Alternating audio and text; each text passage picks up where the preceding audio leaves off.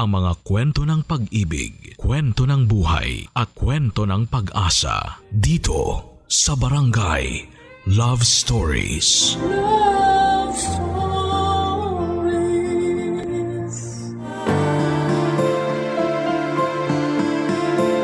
Marami ang inugali na ang pagganti sa tuwing nasasaktan o natatapakan ang kanilang pagkatao. Pumapasok na agad sa isipan nila kung paano makakabawi. Ikaw kabarangay, gusto mo bang laging gumaganti? Dear Papa Dudut, ako nga pala si Melody, 26 years old. Last year pa ay may nangyari sa buhay ko na nagpabago ng lahat. Nalaman kong niloloko ako ng aking boyfriend na si Terence. Kaedad ko lamang siya. Si Terence ang unang nakarelasyon ko at tumagal kami ng 3 taon bago ko nalaman na niloloko pala niya ako. Malaki ang naging tiwala ko kay Terence, Papa Dudut. Wala rin naman akong ideya sa mga nagaganap na lokohan sa relasyon namin noon. Panatag ako sa kanya dahil lagi naman niyang pinapaalala sa akin na mahal niya ako. Pero hindi pala dapat magtiwala agad sa mga salita. Dahil action speaks louder than words, sabi nga nila. Sa mga huling buwan ng relasyon namin ay napansin ko ang madalas na panlalamig ni Terence sa akin, Papa Dudut. Ayoko mag-isip ng hindi maganda. Naisip ko na baka naman kasi busy lang din siya sa trabaho. Saka alam kong hindi maayos ang estado ng kanyang pamilya. Kaya baka yon ang dahilan. Never kong naisip na ang relasyon namin ang dahilan ng panlalamig niya. Minsan nagtanong na ako sa kanya dahil hindi na ako mapakali. Nung una ay nag-aalangan pa ako dahil sa takot na baka lalo lang siyang manlamig, Papa Dudut. Pero hindi ko na kasi kayang mag-overthink sa kung bakit parang bigla siyang nagbago sa akin. Kinausap ko siya sa mismong mansari namin na nakalimutan pa niya. Hindi naman niya nakakalimutan ang mansari namin noon. Sa aming dalawa, ako pa nga yung madalas makalimot. Kaya mas lalong lumakas ang kutob ko na meron ngang ibang nangyayari. Kinausap ko siya tungkol sa mga napansin ko. Mahinahon pero nagalit siya at isinisi sa akin ang pagiging praning ko. Hindi niya nasagot ng diretsyo kung may kailangan ba akong malaman sa kanyang pagbabago. Nagwala na lamang siya at naggalit sa akin. Natakot ako. Humingi ako ng sorry dahil na-trigger ko siya, Papa Dudut. Sinisisi ko pa ang sarili ko at nag-walk out siya sa akin at iniwan ako mag-isa sa bahay. Naiwan niya ang cellphone niya. May nagtulak sa akin na i-check ang laman ng cellphone niya at doon ay bumungad sa akin ng iba't ibang mga babae na nilalandi niya at marami doon ay madalas pa niyang nakakasama sa loob ng isang motel.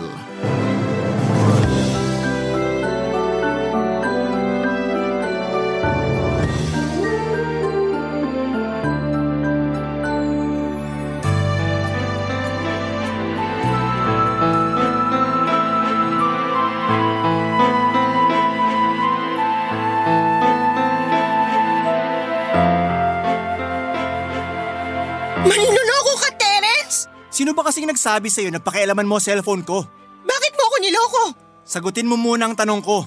Bakit mo pinakialaman ang cellphone ko? Wala ka bang alam sa salitang privacy? Huwag mong nililiko ang usapan. Alam mo kung anong totoong issue rito. Issue ko rin yung di mo nirerespeto ang privacy ko. Kung hindi ko pa papakialaman ang cellphone mo, hindi ko pa malalaman na iba't ibang babae na palang dinadala mo sa motel kapag wala ako. Hindi totoo yan. Anong hindi totoo? Huli na nga kayo sa usapan. Porke nagmotel masama na agad?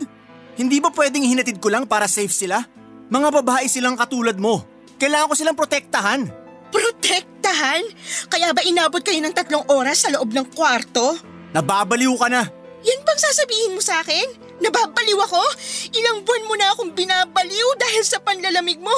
Ang sakit nitong ginawa mo. Kung hindi ka na lang sana nakialam ng cellphone, hindi ka masasaktan ng ganyan. Kasalanan mo! Ako pa ang sisisihin mo? Ikaw na nga tong nahuling nagloko. Ikaw pa rin tong ang lakas ng loob na ibaling sa akin yung kasalanan mo. Hindi ko naman sana gagawin ng mga yan kung hindi ka masyadong busy sa trabaho mo. Nakalimutan mo na ako! Ang tagal ko nang may trabaho at matagal na akong naging busy kahit nung simula pa lang ng relasyon natin. Sabi mo suportado mo yon, pero bakit ngayon parang sinisisi mo pa ako? Kung hindi ka naging busy, hindi ako matutukso na maghanap ng oras sa ibang babae. Ang kapal talaga ng pagmumukha mo. Hindi mo lang makita kung ano yung mali na ginawa mo eh. Puro ako ang sinisisi mo, ikaw naman tong nagloko. Nagloko ko dahil may dahilan ako. Hindi ako masaya na hindi mo na ako masyado binibigyan ng oras. Hindi ako nagbago sa'yo. Parehas lang ang oras na binibigay ko sa'yo noon at ngayon. Pero ngayon ka lang nagloko. Kasi hindi ko na kaya na wala kang oras sa akin. Hindi ko tatanggapin ang dahilan na yan. Sapat ang oras na binibigay ko sa'yo tuwing wala akong pasok sa trabaho, buong araw kitang nakakasama. Pero nitong mga nakaraang buwan, ikaw pa itong tumatanggi na samahan ako ah. Lagi mong sinasabi na busy ka o masama ang pakiramdam mo. Totoo naman na busy ako.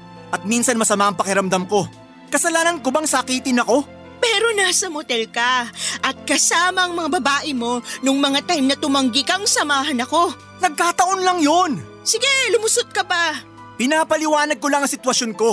Ako na nga tong biktima rito ng pangingialam mo sa cellphone ko. Dapat nga ako tong magalit sa'yo eh. Ni hindi ko pinapakialaman ang cellphone mo. Magsusorry ako sa pakialam ko sa cellphone mo. Hindi ko tatanggapin ang sorry mo kasi mali ka. At ikaw, kailan ka magsusorry sa panloloko mo? Hindi kita niloko. Kaibigan ko lang ang mga babae na yon. Walang mali siya. Ikaw lang tong marumi ang utak eh. Walang mali siya? Kaibigan lang?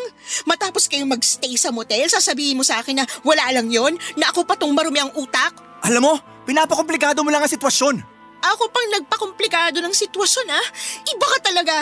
Alam mo, tsaka na lang tayo mag-usap kapag mahinahon ka na. Hindi. Pag-usapan natin to ngayon, sabihin mo sa akin lahat ng totoo. Kahit naman sabihin ko sa'yo, hindi ka pa rin maniniwala. Kasi lagi ka na lang nagsisinungaling sa akin eh. Sige, ikaw na lang lagi ang tama. Hindi ka talaga magpapatalo, no? Mag-cool off muna tayo. Ayoko munang makita ang pagmumukha mo. Nagmadaling umalis si Terence sa bahay papadudot. Nagdabog siya at tinignan ako ng masama bago niya tuluyang isarado ang pintuan. Nung nakalayo na siya ay doon na ako umiyak. Tinanggal ko ang panginginig ng katawan ko sa pamamagitan ng pag-iyak. Hindi ko kinaya ang mga nalaman kong panloloko ni Terence. Ang dami kong nabasa ng mga chat niya sa iba't ibang mga babae. Ni sa hinagap ay hindi ko maiisip na magagawa niya yon sa akin. Ang mas masakit pa ay yung pinamukha niya sa akin na ako ang mali. Masababang magtrabaho para sa pangarap ko. Akala ko ay buong puso niya akong sinusuportahan sa pangarap ko. Pero nagawa pa niyang sisihin yon para magkaroon siya ng excuse para lokohin ako. Kinuha ko lahat ng ebidensya sa kanyang cellphone just in case na baliktarin niya ako sa ibang mga kakilala namin. Hindi ako papayag na dudungisan niya ang pangalan ko sa kasalanang siya naman ang may gawa. Hindi ko alam kung gaano ako katagal sa pag-iyak. Nasa sofa lang ako noon at halos hindi ko na maimulat ang mga mata ko sa kakaiyak papadudot. Naaawa ko sa sarili ko pero wala akong ibang magawa dahil nangyari na ang panloloko ni Terence sa akin. Nahiya ako sa malakas kong pag-iyak kaya para matabunan yon ay nagpatugtog ako ng malakas na musika. Nakakahiya kasi sa kapitbahay ko lalo na kay Lester. Isa siyang law student at mas matanda lang sa akin ng 5 taon. Madalas nasa apartment lang siya para mag-aral at nakakahiya na marinig niya akong emosyonal. Kaso'y hindi nakatulong ang malakas na musika para hindi ako mapansin ni Lester. Nakarinig na lamang ako ng 3 katok mula sa pintuan. Hindi ko kagad yon binuksan dahil baka si Terence lamang yon at hindi ko pa siya kayang harapin. Pero nung narinig ko ang boses ng kapitbahay kong si Lester, nagmadali akong naghilamo sa lababo at pinunasan ng tisyo ang mukha ko. Sa ganong paraan ay mababawasan ang pamamaga ng mata, ilong at pisngi ko. Binuksan ko na ang pintuan at bumungad sa akin ang mukha ni Lester na nag-aalala, papadudot.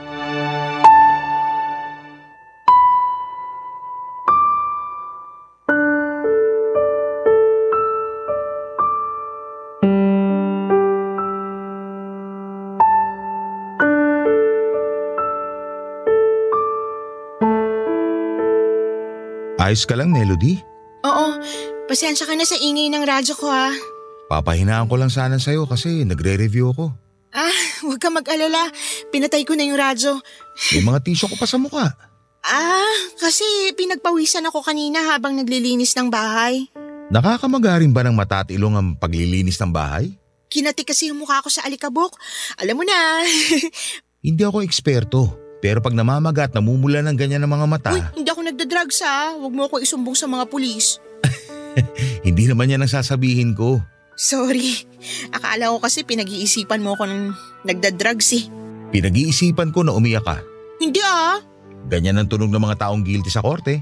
Nag-aaral ka nga pala ng law. Okay lang na pumasok ng bahay mo? Gusto mo nang kausap? Alam mo, magulo rito sa loob ng bahay eh. Okay lang ba kung dito na lang tayo sa labas ng bahay? Para makahinga na rin ako. Okay. Tara.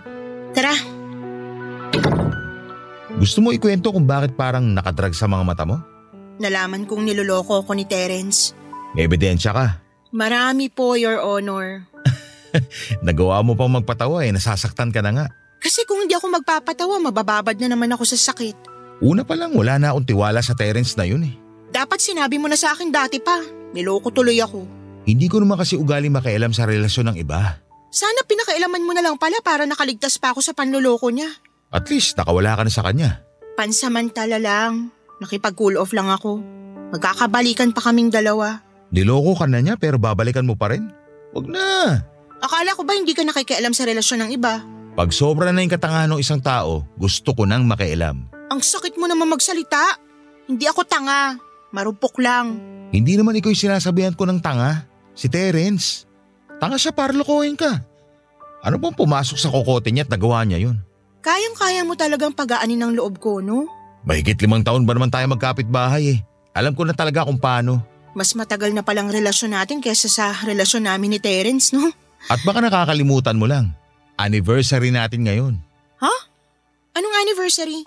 Ito ang unang araw na nagkakilala tayo bilang magkapit-bahay. Isi-celebrate na ba natin ngayon? Kung hindi naman sagabal sa'yo, kailangan ko rin ng break sa pagre-review eh. May natira pa kaming pagkain mula nung monthsary sana namin ni Terence. Okay lang ba sa'yo ang tira-tirang carbonara at chicken wings?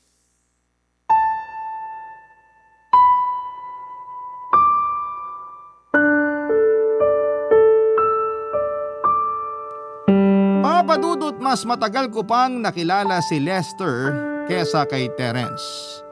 Pero hindi naman kami nagkaroon ni Lester ng romantic na connection. Magkapit-bahay lang talaga kami at nagbibigayan kami ng pagkain kapag may sobra. Naghihirama ng mga gamit sa bahay at nakiki-wifi kapag hindi gumagana ang internet ng isa sa amin. Malaking tao si Lester kaya malagong ang kanyang boses. Kalbo siya na morenong Paulo Conti isang itsura na medyo chubby. Pwede sana siyang maging basketball player kaso'y hindi siya mahilig maglaro. Nakakasama ko rin pala siya sa panonood ng TV kapag walang magawa. Lalo na kapag tinatanggihan ako noon ni Terence na samahan tuwing day off ko noong mga nakaraang buwan. Naging kaibigan ko si Lester kaya siguro hindi namin nakita sa isa't isa na may potensyal kaming maging magkarelasyon. Saka ang hirap din naman kasing maging karelasyon ng kapitbahay mo. Paano kapag nagkahiwalay kayo? Di ang awkward kapag nakakasalubong mo sila, hindi ba? Lalo na kapag may bago ka ng karelasyon. Ang sakit nun sa pride na makita sila sa kabilang bahay na magkasama. Kaya naging ekis agad sa akin na isali si Lester sa mga potensyal na makakarelasyon ko. Saka masyado kong focus noon kay Terence. Yun nga lang ay hindi ko naman inaasahan na nag-focus din siya sa panloloko niya sa akin. Kapag naaalala ko yon ay naninikip ang dibdib ko. Para ba akong tinutusok ng maraming karayom sa puso at sa likuran.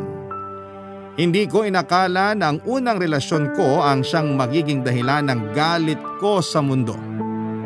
Mula nung niloko ko ni Terence ay nagbago na ang pananaw ko sa maraming bagay, papadudot. Lagi na rin ako nagagalit kahit sa mga simpleng bagay lang. Hindi ko na rin magawang magtiwala agad sa mga tao. Dati naman ay buhos ang tiwala ko sa iba.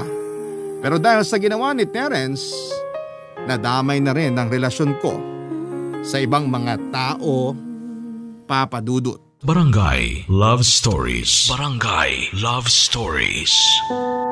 Papa Dudut, naging close kami lalo ni Lester mula noong nalaman niyang nagkaroon na ako ng problema sa relasyon namin ni Terence.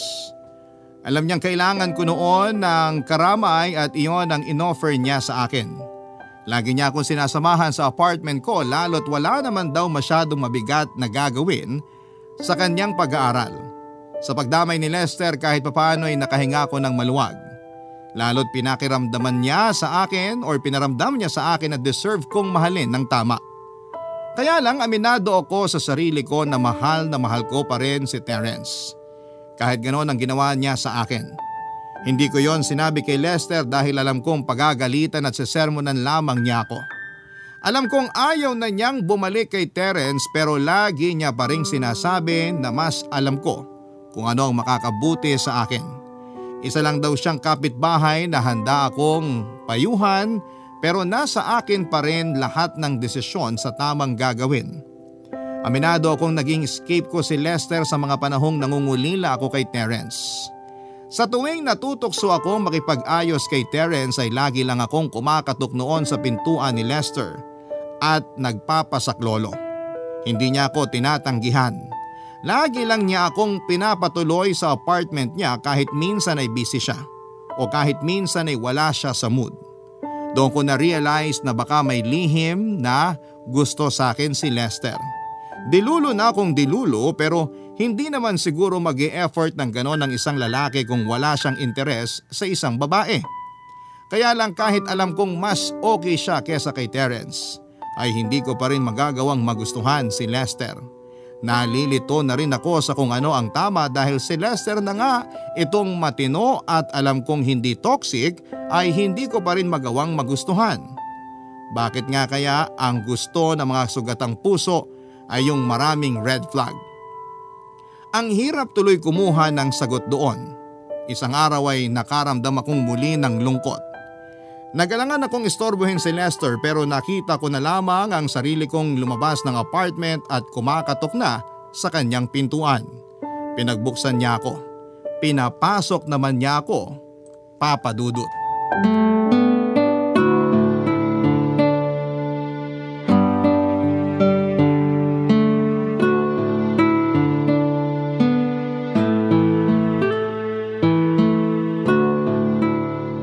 Kumain ka na ba? Wala akong gana. Kumain ka. Nagprito ako ng bangus. Puro tiyan yan. Kahit paapa ng bangus ang ihain mo sa akin, hindi pa rin ako kakain. May pa ang bangus? Basta, ayokong kumain. Malungkot ka na naman ba? Halata ba? Sa tuwing kumakato ka rito sa bahay, alam ko naman na. Bakit ba ang hirap makalimot? Bigyan mo ng time ang sarili mo. Fresh pa lang naman yung nangyari. Gusto ko ng madalian. Walang sugat ang gumagaling kinabukasan.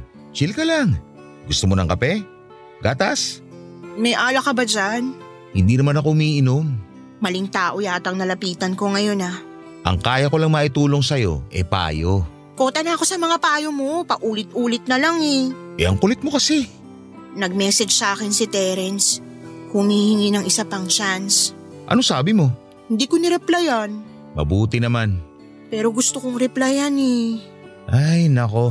Palibasa hindi ka pa nai-inlove kaya hindi mo maintindihan tong karupukan ko. Na-inlove na rin ako at naging marupok.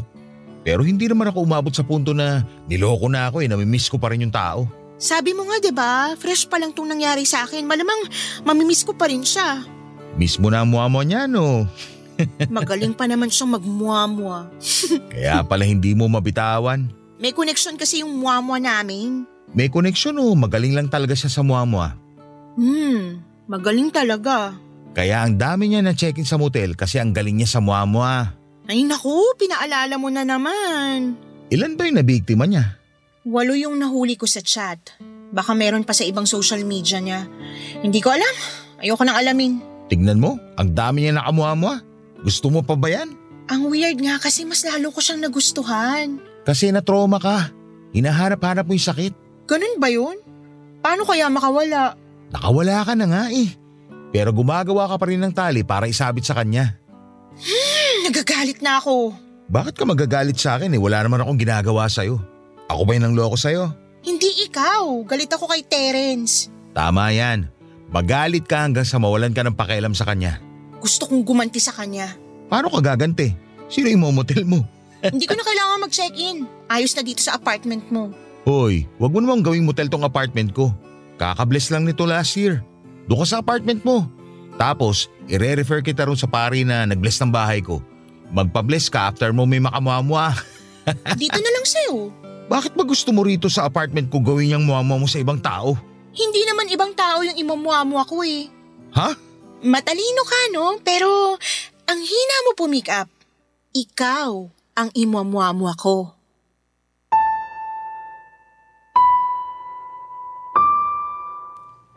Natulala sa sinabi ko si Lester Papadudot. Iniisip niya marahil kung pinaprank ko lamang siya. Pero kita ko noon sa mga mata niya na interesado siya. Madali akong makaramdam. Inulit ko sa kanya na seryoso ako at gusto kong may mangyari sa amin para makaganti ako kay Terence.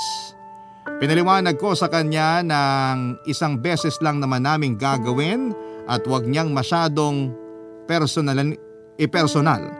Natawa na lamang si Lester at hindi pa rin makapaniwala sa sinabi ko. Pero alam kong gusto na niyang kumagat sa paanyaya ko. Nakiusap ako sa kanya na siya lang ang lalaking kaya ko mapagkatiwalaan ng katawan ko. Kaya sana'y pumayag na siya. Gusto ko lang talaga noon na makaganti kay Terence. Matagal bago nagsalita si Lester hanggang sa tumango na lamang siya.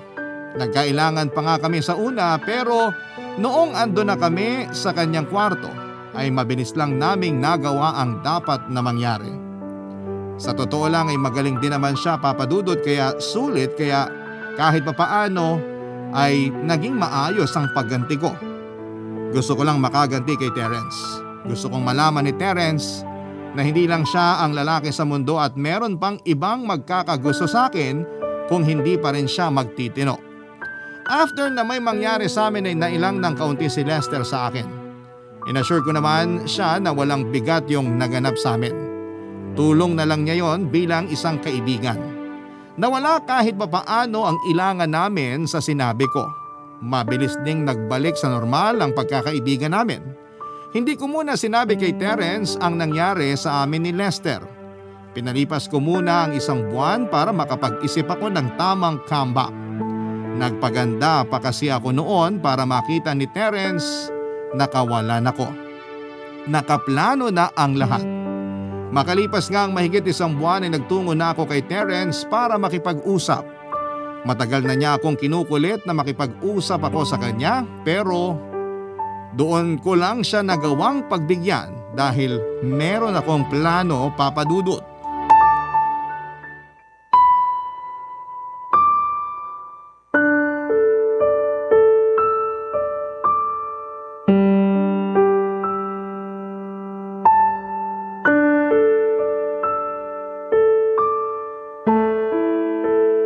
Mabuti naman at nagpakita ka na.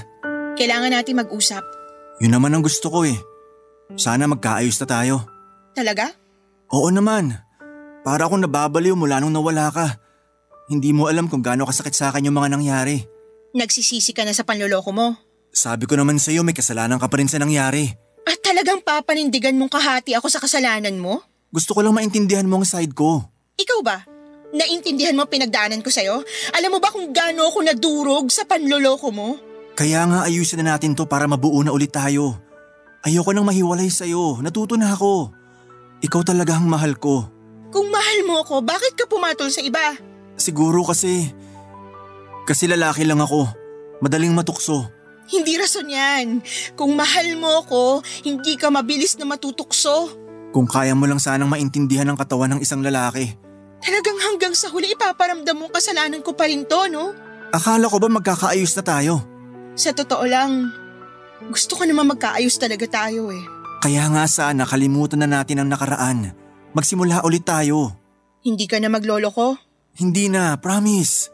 Kahit kunin mo pa password ng lahat ng social media accounts ko, i-check mo lahat araw-araw para lang bumalik ang tiwala mo sa akin.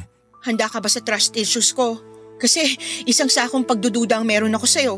Handa akong ubusin ang lahat ng laman ng sako ng trust issues mo. Bumalik ka lang sa akin. Sinaktan mo ako, Terence. Pinagkatiwalaan kita. Pinagsisisihan ko na yon. Hindi ako makatulog kakaisip sa'yo. Hindi ako makatulog dahil sa sakit na ginawa mo. Patawarin mo na ako. Ayusin na natin to. Hindi ko ba pagsisisihan kapag pinatawad kita ngayon? Hindi. Promise. Kung gusto mo next month, papakasalan na kita eh. Sure yan? Kasi papayag ako. Kahit next week pa, gawin natin. Mapatunayan ko lang sa'yo na handa akong magbago. May dapat kang malaman. Ano yun? Sa sobrang galit ko sa'yo, gusto kong gumanti. Naisip kong makipag-ano sa ibang lalaki. Sa kama? Hindi lang to halikan? Hindi lang basta halik. Kung ano yung ginawa mo sa motel kasama ng ibang babae, ganun din ang ginawa ko. Ang kaibahan lang, sa isang lalaki lang. Sa kapitbahay ko. Kay Lester? Gusto ko lang gumanti. Gusto ko lang iparamdam sa'yo kung gaano kasakit ang maloko. Masakit. Masakit, oo. Nakakagalit, oo. Pero mahal kita. At nakagawa ko ng mali sa'yo. Kaya ko naisip mong gumanti. Sige, maintindihan ko. Talaga?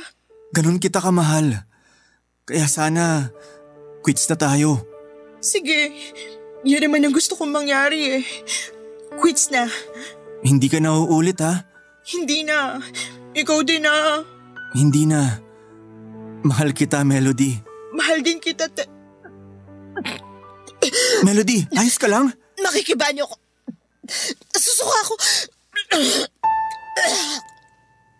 Halos iduwal ko na lahat ng laman ng sikmura ko. Nagalala si Terence sa akin at dinala niya ako sa ospital at naisip kong na food poison ako dahil nakarami ako ng talaba bago ako pumunta kay Terence. Habang hinihintay ang resulta ng check-up ko ay naglambingan pa kaming dalawa. Mas minahal ko siya noon lalo na nung natanggap niya rin ng ginawa kong pagganti sa kanya. Napatawad ko na tuloy lahat ng ginawa niyang panloloko sa akin. Pinagplanuhan naming magbakasyon para doon na rin namin planuhin ang balak naming kasal. Gusto naming civil wedding lang at ililihim muna namin yon pansamantala sa mga kakilala namin. Muli kaming naging masaya at alam kong tama ang desisyon kong makipagbalikan sa kanya. Hanggang sa dumating na ang resulta ng check-up at doon namin napag-alaman na hindi naman food poisoning ang nangyari sa akin. Nalaman namin isang buwan na akong buntis. Para akong binuhusan ng malamig na tubig noong binalita sa akin ng doktor ang resulta ng check-up ko. Hindi rin nakapagsalita si Terence. Iniwan kami ng doktor nang makahalata siyang may tensyon sa pagitan namin ni Terence. Papadudot, hindi agad ako nakapagsalita. Hindi rin kami magkatinginan sa mga mata at naiyak na lamang ako. Lalo na nung naalala ko ang nangyari sa amin ni Lester. Sinubukan kong kausapin si Terence pero tumanggi siya. Hindi niya ako hinarap. Hindi man lang niya ako tinapunan ng tingin bago siya umalis. Iniwan niya akong mag-isa sa ospital.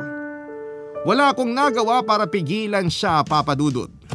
Hinayaan ko siyang umalis dahil hindi biro ang nangyari sa akin. Nabuntis ako ni Lester. Iniisip ko na yun ba ang kapalit ng pagganti ko kay Terence. Barangay Love Stories. Barangay Love Stories.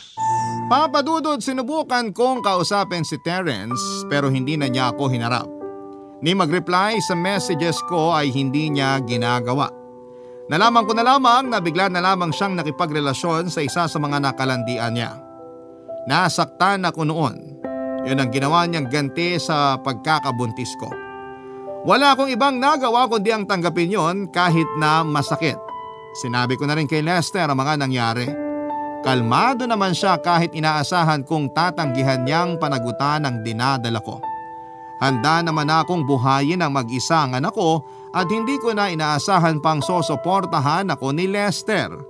Dahil ako naman itong nagpumilit na may mangyari sa aming dalawa. Pero laking gulat ko naman, Papa Dudut, noong sinabi niya sa akin na hindi ko kailangang maging mag-isa sa pagpapalaki sa nabuo namin. Tutulungan niya ako dahil parte siya ng responsibilidad na yon. Naiyak ako sa mga sinabi ni Lester. Ang lungkot ko na noon dahil sa mga nangyari sa amin ni Terence at hindi ko inaasahan na si Lester muli ang matatakbuhan ko sa ikalawang beses na nabigo ako sa lalaking mahal ko. Inalalayan at binigay ni Lester sa akin lahat ng kailangan ko habang nagbubuntis. Kahit may pinaglilihan akong imposible na gawan niya ng paraan. Sinabihan niya ako na kahit na anong oras ako maglihi, tawagan ko lang raw siya o di naman kaya ay katukin ko siya sa bahay niya.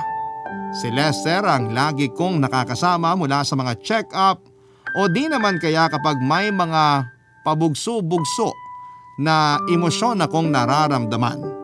Sinalo lahat yon ni Lester.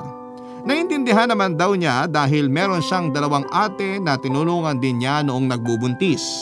Kaya alam niya ang takbo ng hormones ng mga babaeng nagdadalang tao. Kaya lang aminado ako na nasosobrahan ko na yung pagiging toyoin ko, lalo kapag naaalala ko kung gaano kasakit na hindi kami nagkabalikan ni Terence, Papa Dudut.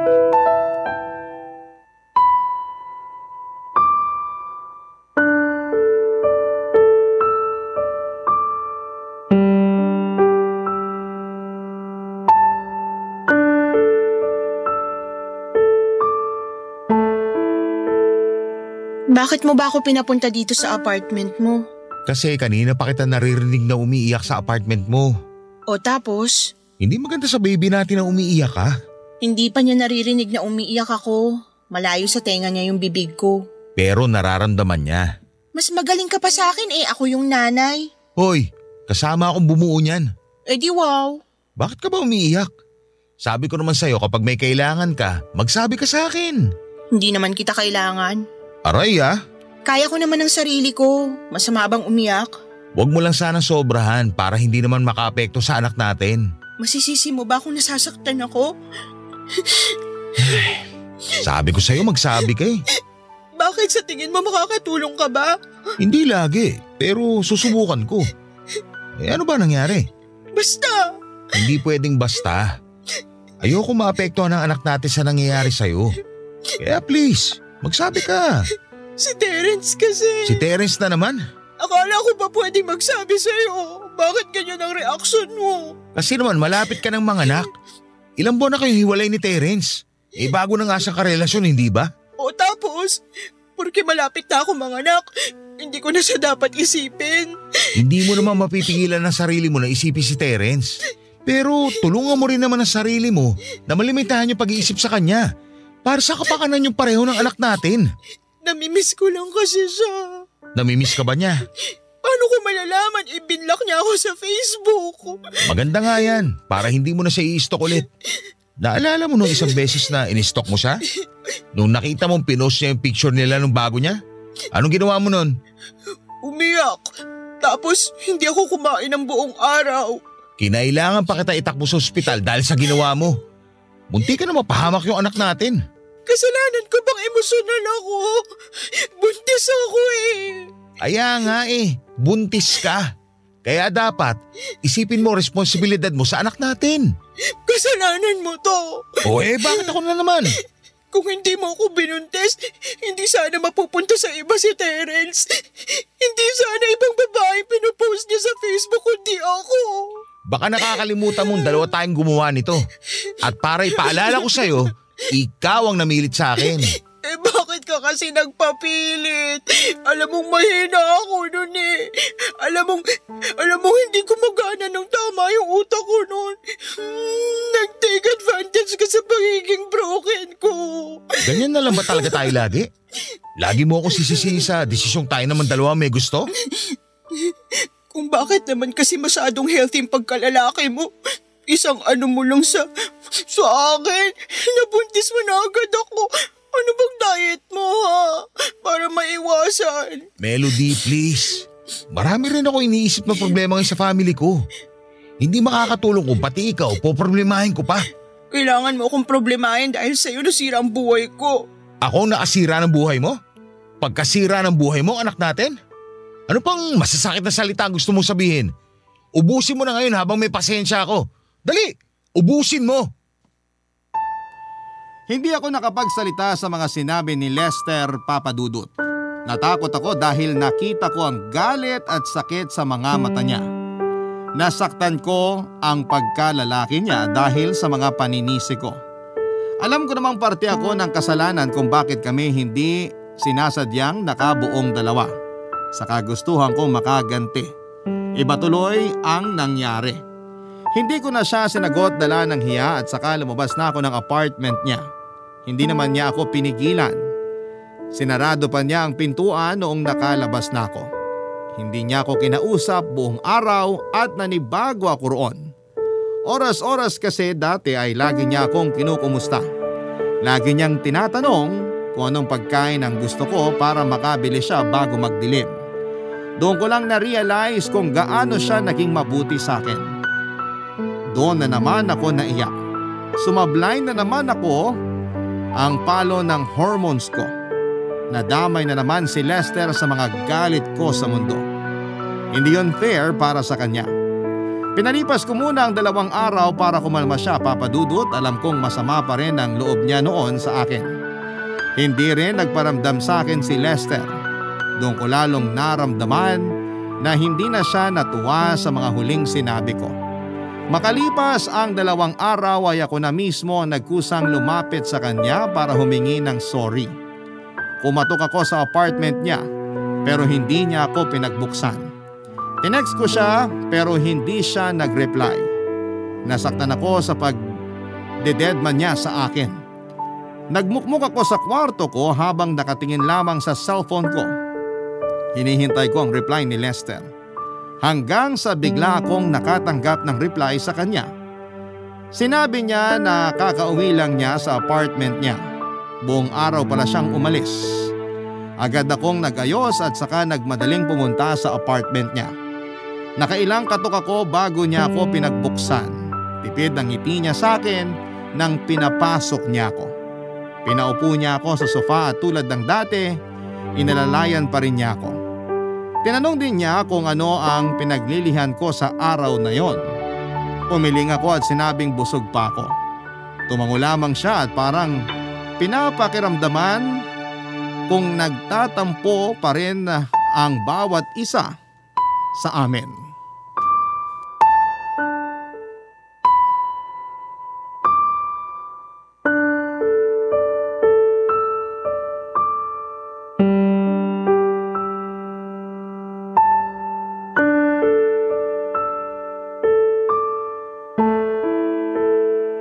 Kumusta ka na? Ayos lang. Kumusta ang pamilya mo? Bakit? Wala naman, nagtatanong lang. Kasi nung last tayong magkausap, sabi mo may problema sa family mo. Inaayos na. Thank you sa pagtatanong. Saan ka galing kanina? Bakit? Wala lang, nagtatanong lang ulit. Bumili ng mga kailangan ng anak natin. At mga kailangan mo na rin kapag manganganak ka na. Hala, 2 buwan pa naman bago ko manganak ah. Madami pang oras. May free time naman ako kanina. At may extra money rin ako. Kaya naisip kong gawin na lang kaysa magpanik tayo pareho kapag malapit ka ng mga anak. Sana yung mga kailangan na lang ng anak natin yung binili mo. Huwag na yung sa akin. Kaya ko namang bumili ng kailangan ko eh. Hindi na. Responsibilidad na rin kita. Nanay ka ng anak ko. Thank you. Ano bang binili mo para sa amin? Diapers, damit, at dishwashing liquid na safe para sa baby. Yung sa akin? Bumili ako ng una na gagamitin mo sa ospital. Binilhan na din kita ng extra na maternity clothes mo. Napansin ko kasi na sumisikip na ibang damit mo. Hala, sana hindi na. Okay pa naman ako eh. Pwede naman akong manghiram sa kaibigan kong nanganak na. Hindi na. Maganda na yung meron kang sarili mo. Para komportable ka rin nakakagalaw. At makahinga ng konti ang tiyan mo. Salamat ah. Hindi mo kailangang magpasalamat. Sabi ko naman sa'yo, responsibilidad na kita. Bakit ganyan ka? Anong bakit ako ganito? Bakit kahit ilang beses ko nang pinainit ang ulo mo? Pero nandito ka pa rin. May choice ba ako? Alangan naman takbuhan ko obligasyon ko sa'yo. Una pa lang, hindi ko naman pinapaako sa'yo tong anak natin. Kahit hindi mo ipaako, ipipilit ko pa rin ang sarili ko. Bakit? Kasi anak ko rin yan. Ayokong lumaki siyang walang ama. Pero paano kung wala pala? Sabihin mo na. Hindi pwedeng nagkikimkim ka. Ano ba yon? Naisip ko lang kasi wala naman tayong relasyong dalawa. O tapos? Dapat ba maging tayo? Para sa bata? Oo, para kumpletong pamilya niya. Gusto mo ba akong karelasyon? Hindi eh. Ako rin naman. So ayos lang na ganitong setup natin? Wala tayong relasyon? Magkapit-bahay pa rin tayo. Magkapit-bahay na merong anak. Yon ang relasyon natin. Hindi ba weird yun sa iba? Weird ba sa'yo? Hindi. Hindi rin sa akin. So, okay na tayo? Hindi ka na nagtatampo sa akin? Normal lang naman sa magkapit-bahay magkatampuhan. Hayaan mo na yun. Ayos na tayo.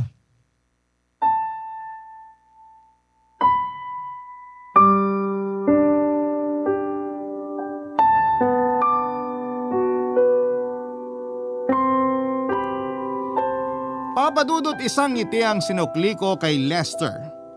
Gumaan ang loob ko sa naging usapan namin. Naklaro pa namin ang relasyon namin sa isa't isa. Nagpatuloy kami sa pagiging magulang sa anak namin at nagpatuloy kami bilang magkaibigang magkapit-bahay. Oo nga't naging weird yon sa mga kakilala namin. Ilan sa kanila ang namimilit na ipakasal na kami o kahit mag-live-in na lang daw kami. Pero hindi kami nagpatinag. Hindi naman or hindi namin gustong magkarelasyon ang bawat isa. May obligasyon lamang kaming pareho sa anak namin at hanggang doon lang yon. Hindi man normal sa paningin ng iba ang setup namin ni Lester. Pero ano bang pakialam nila? Para sa amin ay normal ang sitwasyon namin. Masaya at kontento kami. Hindi ba't gano'n naman ang pakiramdam ng normal? Last 2 months lang pala, Papadudot, ay nakapanganak na ako. Isang malusog na batang lalaki at kamukhang-kamukha ni Lester. Walang duda na siya nga ang ama ng bata. Wala kaming kasing saya nang makita na naming pareho ang bunga ng minsang pagkakamali namin. Oo, at nakita namin yon dati na isang pagkakamali, pero noong nakita na namin sa wakas ang mukha ng anak namin ay nawala na sa isipan namin ang pagkakamaling yon. Napalitan ng kakaibang kasiyahan. Yon ang unang beses na naramdaman namin yon. Sa ngayon ay parehas pa rin ang setup namin, Papadudot, at wala pa rin kaming naging karelasyong dalawa. Hindi dahil sa wala pa kaming nahahanap kundi pinili naming ialay muna ang oras at sarili namin sa mga anak. Sa aming anak. Makakapaghintay naman ang relasyon at balang araw kapag naibigay na namin ang kailangan ng anak namin at kapag pinagbigyan ng Diyos na makahanap kami ng kanya-kanya naming karelasyon ay maluwag namin yung tatanggapin at ipagpapasalamat. Hanggang dito na lamang po, Papadudot, ang aking liham at gusto ko lang malaman ninyo na bonding namin ni Lester ang mapanood ang Barangay Love Story sa YouTube at sa Facebook tuwing nagbabantay ng anak namin. Sana'y marami pa kayong i-upload ng mga kwento para magkaroon kami ng panibagong inspirasyon. Muli maraming salamat at mabuhay ang Barangay LS 97.1, ang inyong kabarangay forever, Melody.